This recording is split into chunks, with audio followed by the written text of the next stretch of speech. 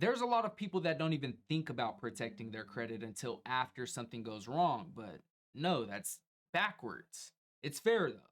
That's because one of the simplest and most effective ways to protect your credit is something that a lot of people don't even learn about until after they've dealt with fraud already.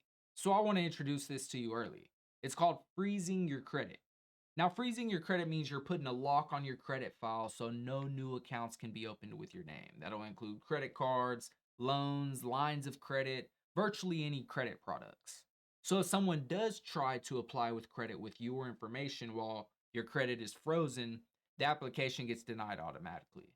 Now, freezing your credit, it's done free. It doesn't hurt your credit score. It doesn't impact any of your existing accounts. It doesn't stop you from using credit you already have. So, if you got a credit card, it doesn't change your ability to be able to purchase things with the credit card. It doesn't stop their ability to report to your credit agencies on a late payment. So it simply just stops new types of credit accounts from being opened. So to do this, you're simply just going to log on to Google and look up any of the three credit bureaus. You're going to want to do this to all three of them, but that'll be TransUnion, Equifax, Experian. I'm already logged in on Experian, so I could kind of show you what it looks like to do that on here. And they're kind of crafty with how they're doing it these days because they kind of like try to hide it from you. You don't have to pay for this, but they almost kind of make it seem like you do. But you just start with creating an account with each one, and then you place your credit file on what's called a freeze. So on Experian, you're going to want to go to credit overview.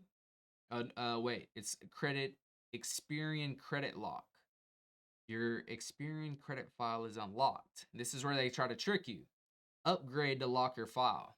No, we don't want to do that. We want to go down right here to where Experian Credit Lock is a separate service from a security freeze. So we're going to go to that. Right here, you see your file is frozen. You could schedule like a temporary lift. I could unfreeze it. But right now, I keep mine frozen because I don't intend on applying for any credit. So once it's in place, your credit's essentially locked down. Now, a common concern a lot of people have regarding this is that if I do actually need to apply for something, what actually happens in that case? So, like I said, you just go to this back to the screen and then I'd recommend to schedule a thaw or temporarily unfreeze it. That way, you have this date range where it's unfrozen and then it automatically freezes. Now, it's a little bit more tedious doing this because then you got to log in, you got to find your password, you got to go through all these hoops and hurdles to unfreeze it. It almost like helps out in a way because then you're not applying for credit that you don't actually need. But think of it like locking your door. You don't leave it unlocked just because you might need to go outside later. You unlock it when you need to, and then you lock it again once that purpose is done. So freezing your credit doesn't prevent fraud entirely, but it dramatically reduces the risk. Now, most identity theft involving credit happens because accounts are open without the person knowing. So a freeze stops a lot of that from happening. This is especially important if you're not actively applying for credit. Like I said, I don't plan on applying for anything, so I'm going to keep it frozen. So if you don't plan on opening no new accounts anytime soon, there's almost no downside to doing this. Just keep your password safe.